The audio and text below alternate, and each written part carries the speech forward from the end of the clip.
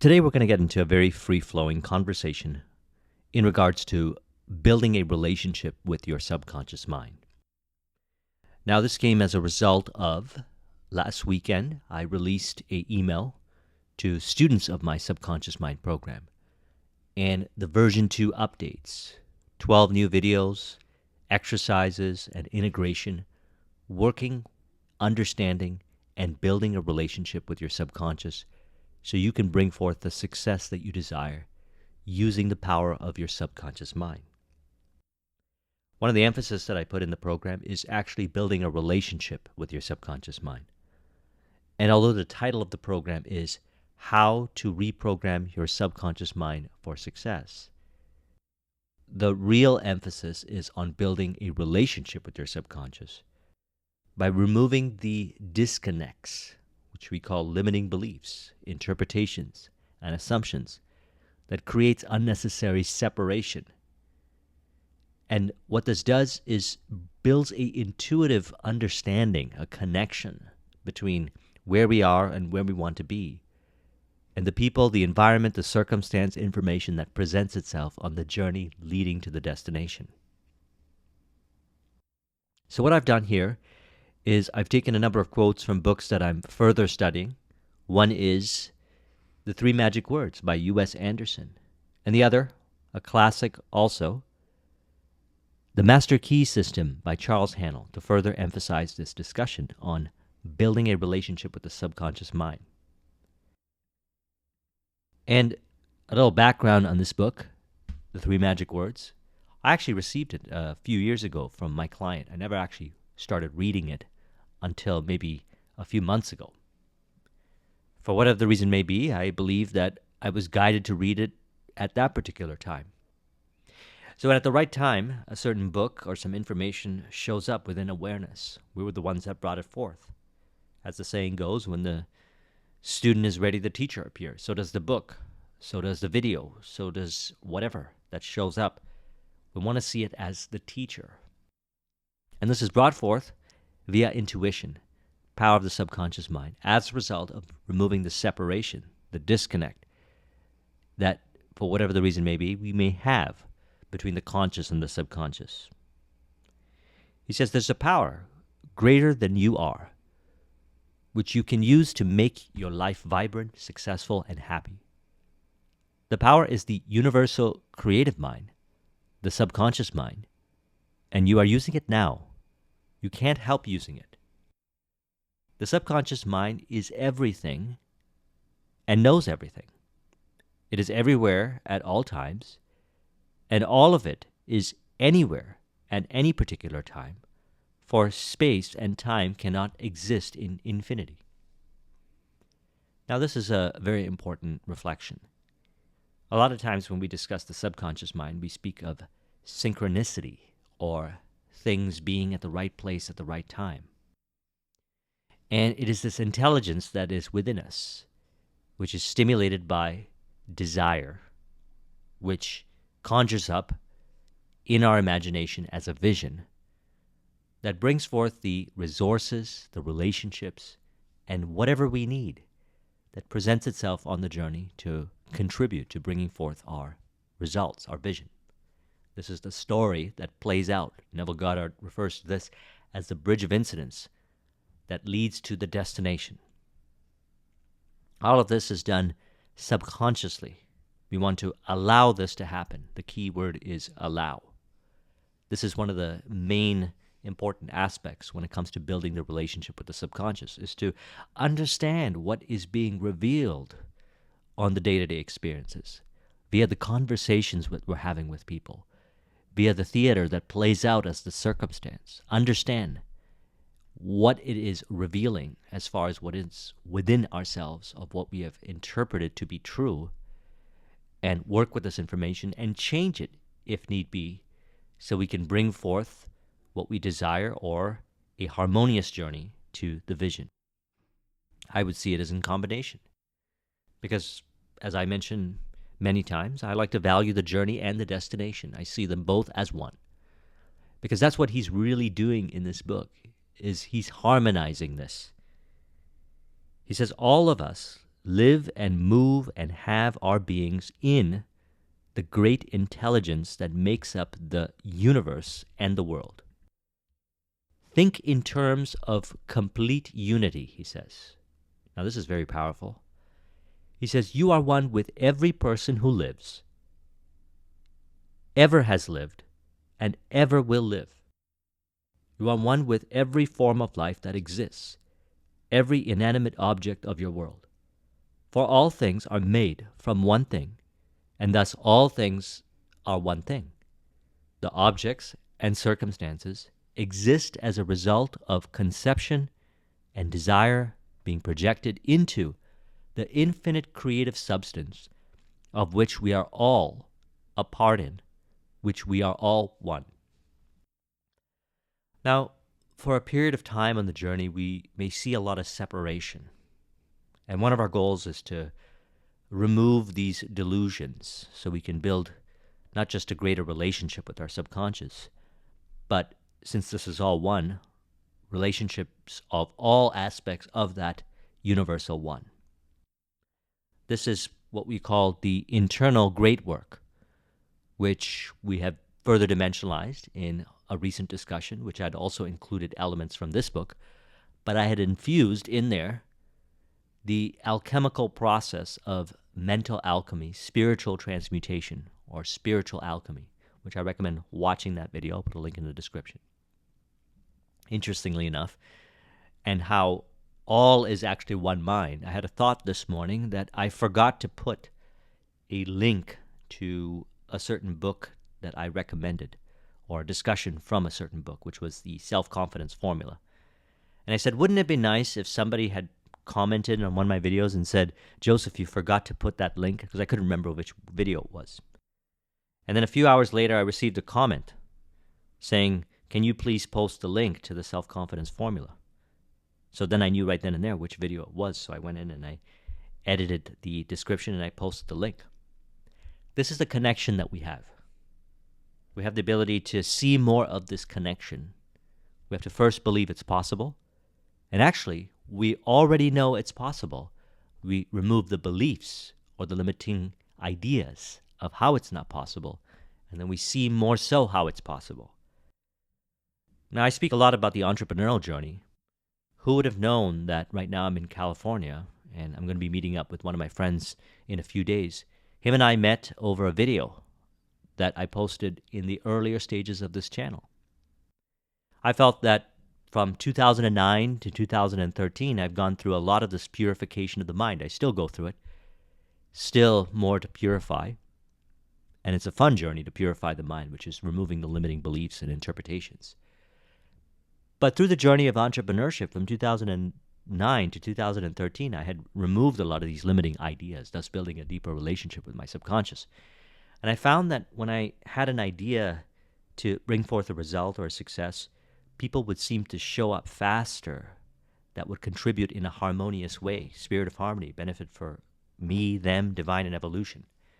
Such as was the case with that particular video, which I'm going to link in the description, in which at that time I was in Austria, and I had a hunch because I wanted to figure out how to deeper my reach in consulting as well as grow the YouTube channel. That was the desire at the time. I was doing a number of things as I was transitioning away from the IT services, and I had an idea. I said, what if I create a 5 insights from a podcast video and post it on YouTube? I received the hunch subconsciously while I was running down or running up the hill, I would say. I can't remember if I was running up or down the hills in Austria. They're like mountains, and they make for good cardiovascular exercise. So I got the hunch or the inspiration, and right away I acted upon it. And I made this video, and then on my Facebook profile, I tagged Jeff Moore. I tagged him in there. And what ended up happening was we got in contact. We had a conversation, and within less than a month, I was flying over to California on a consulting deal, and him and I did a lot of work together as well as build a friendship, and we've done a lot of things as a result of that one video, both in his businesses as well as others that he had referred me to. Now, how did I know this was going to happen? How did I predict that this was possible? Well, in retrospect, I didn't predict it was going to be the way it was going to be. But some way, somehow, these connections seem to occur. Like-mindedness. He was looking for the solution. I was the provider. I was looking for the connection to facilitate, and he happened to be the right connection.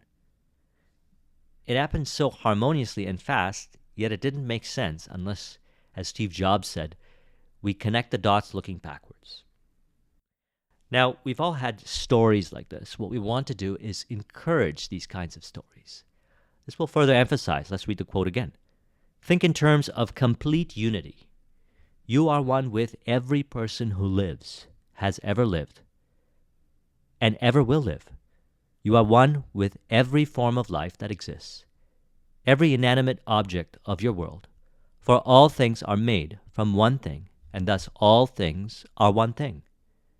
And objects and circumstances exist as the result of conception and desire being projected into the infinite creative substance, of which we are all a part of, in which we are all one. He says, thought is the only mover. According to the degree of your conscious intelligence, you will grasp the power that is yours. According to your conscious intelligence, you will project images into the subconscious mind, which are great or small. Thus, they will be returned to you only those circumstances of which you are capable of conceiving.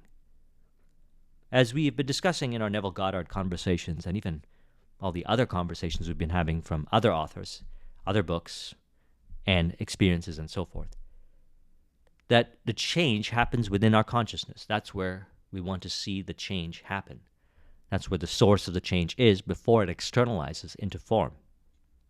And so we do this by understanding that we must change our thinking in relation to our past, in relation to what is revealed on the day-to-day journey. And we want to see more of the unity and oneness. And we also want to call this building a relationship with the subconscious. He says, but whatever you conceive will be returned to you. And if doubt and fear predominate your thinking, those very things that you fear will be visited upon you, for they are convictions that the subconscious mind must create into actuality. So what are we thinking?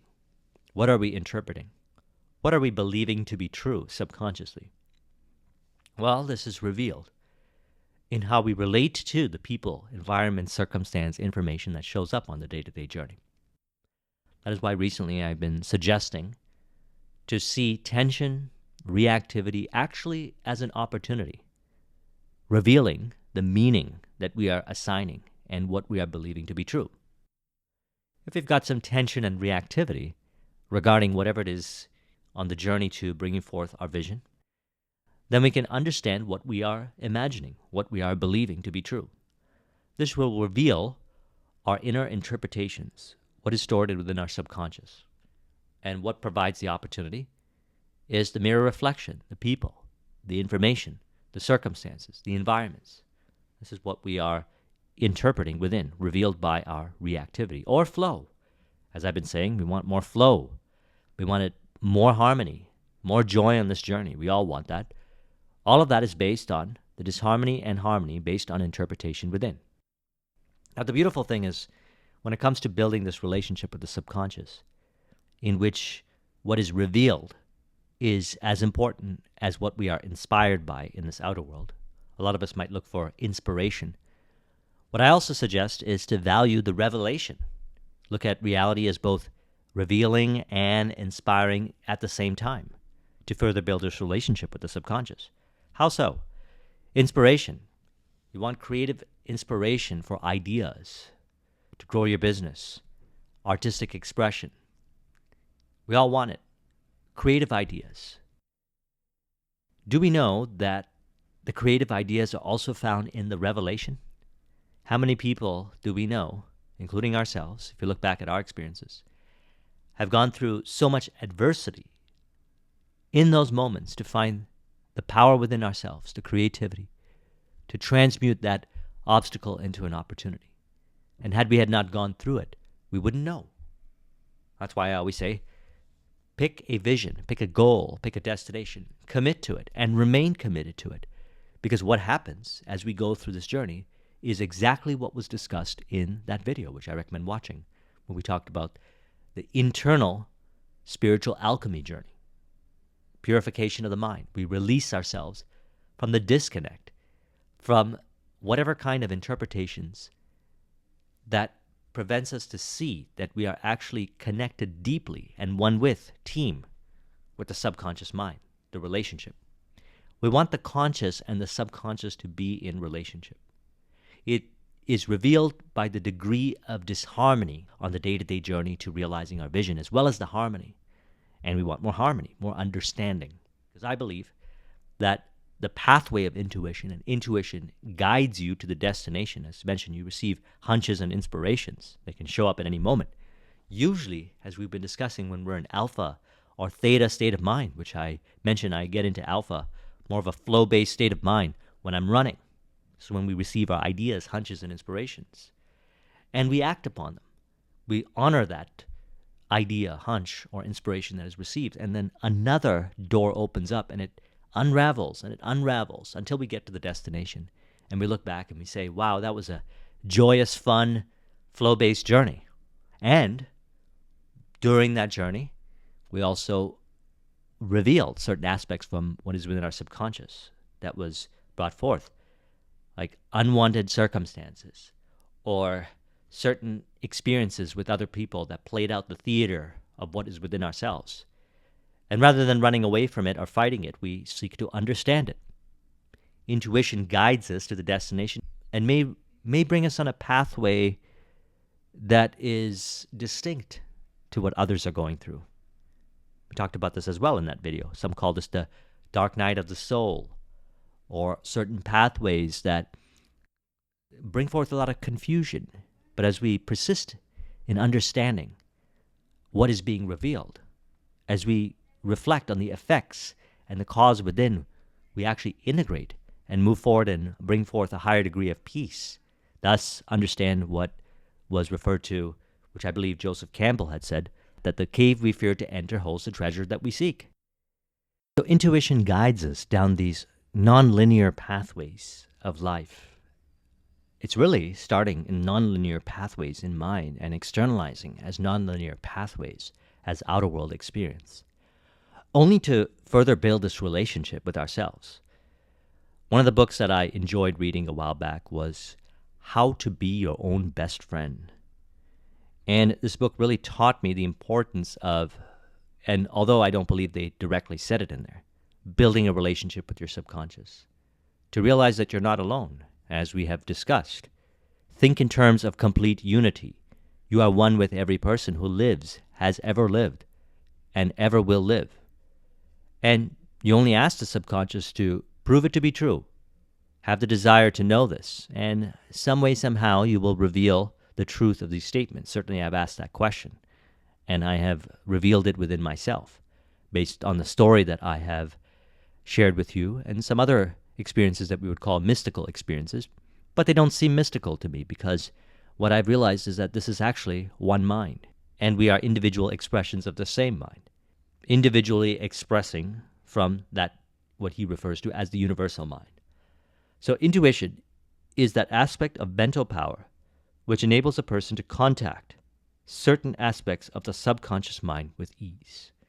So we look for guidance, and guidance is found within.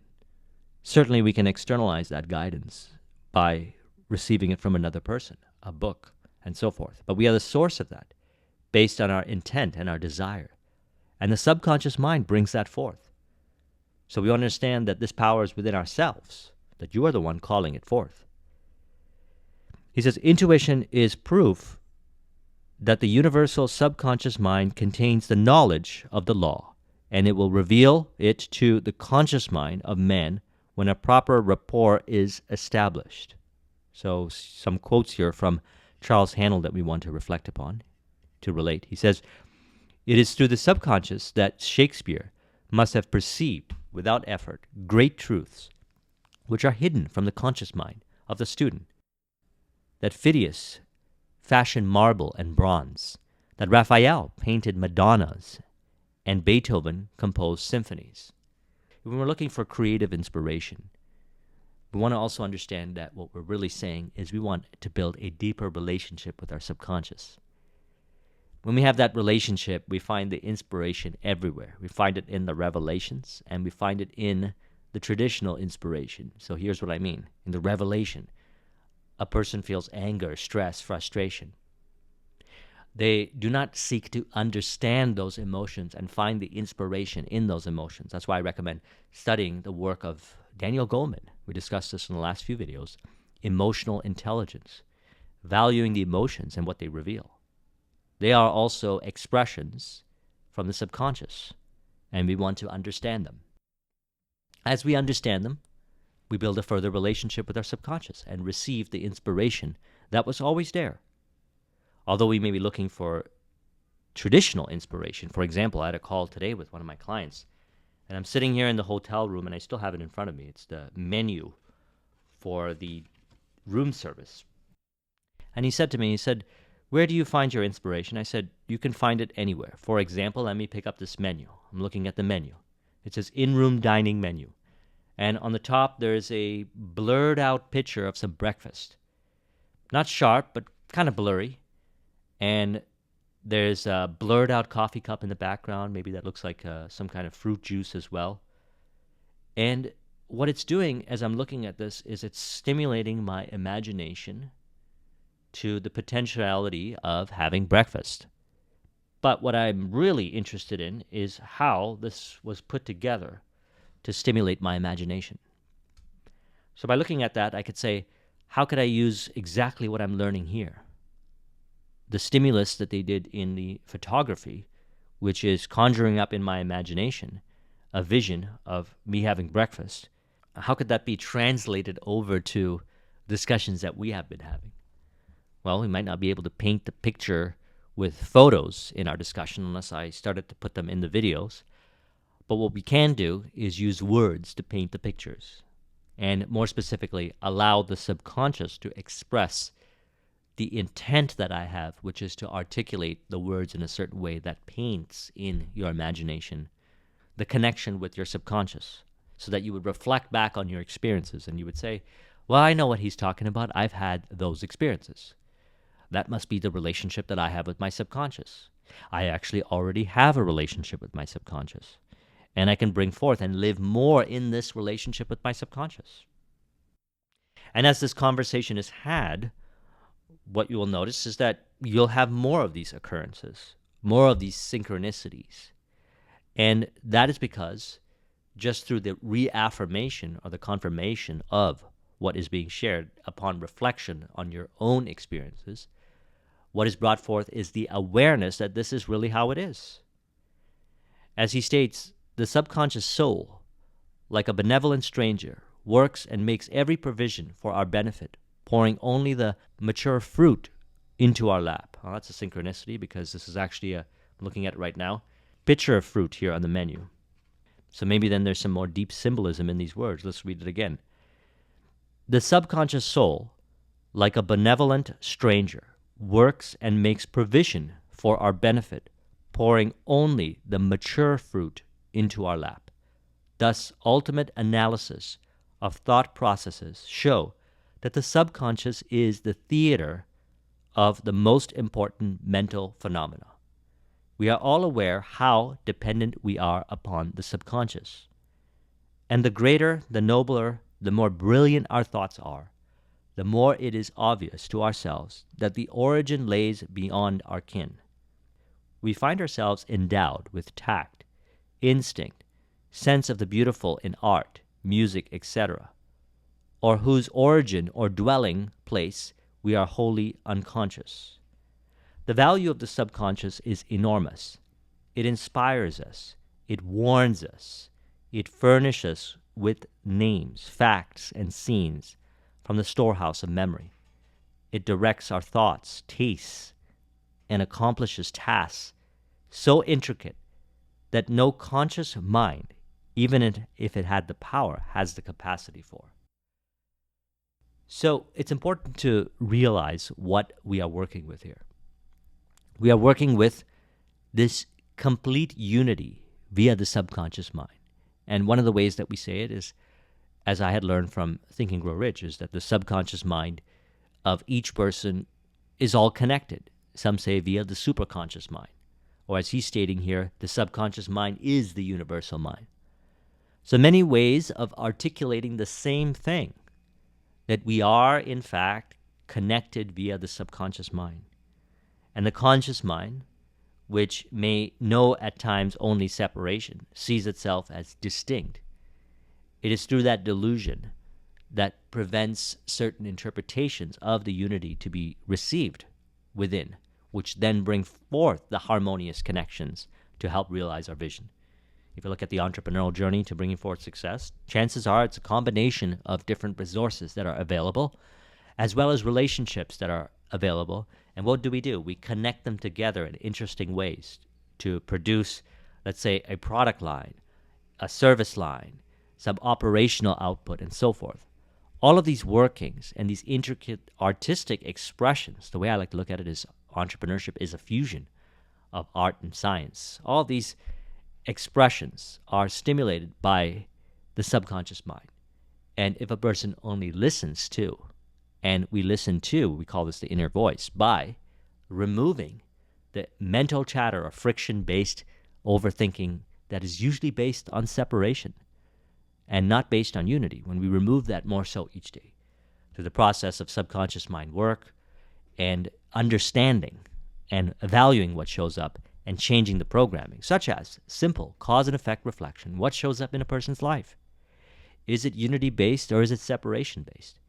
If we change that programming around from separation-based to unity-based, we not only build a further relationship with our subconscious, but we understand how it is connected to the subconsciouses of all people, or how it is actually one subconscious, as he's saying here. So that's what I'm referring to when we say relationship with the subconscious.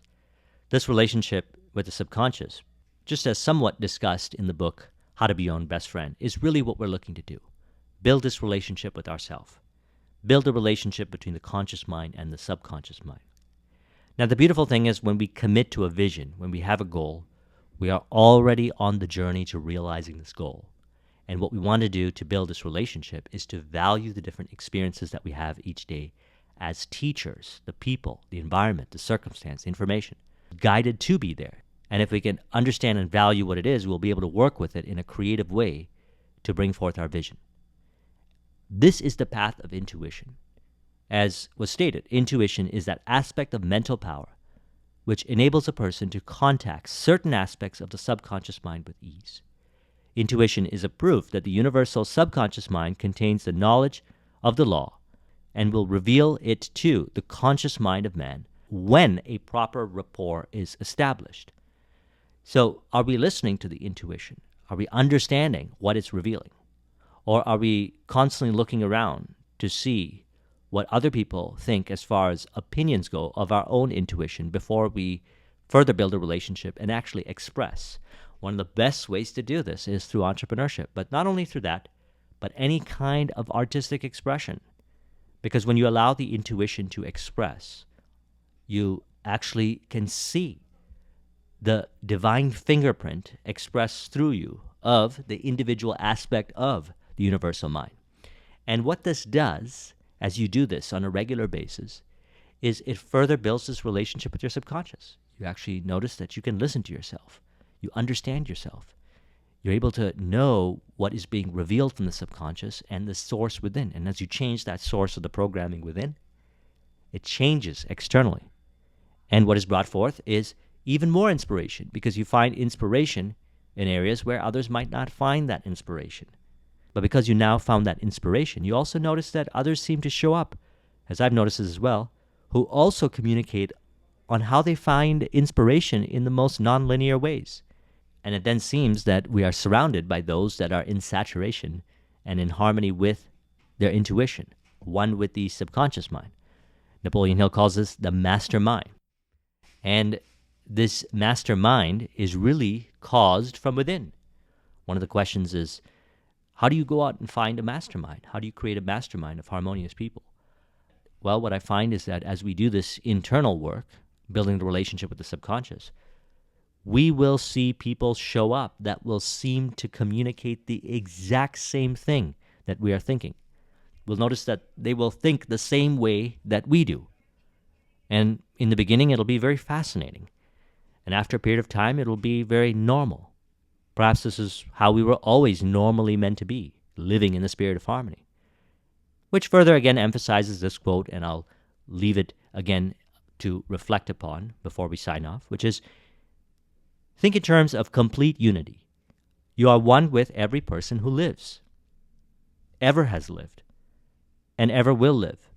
You are one with every form of life that exists, every inanimate object of your world. For all things are made from one thing, and thus all things are one thing. The objects and circumstances exist as a result of conception and desire being projected into the infinite creative substance of which we are all a part, in which we are all one. If you would like a copy of this mind map, the link is in the description. Thank you very much for watching. I'll talk to you soon. Take care.